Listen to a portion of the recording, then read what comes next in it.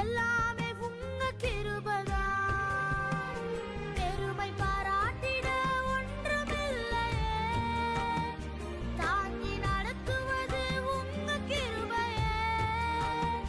பெருமை பாராட்டிட ஒன்றுமில்லையே, தாங்கி நடத்துவது உங்க கிருபையே.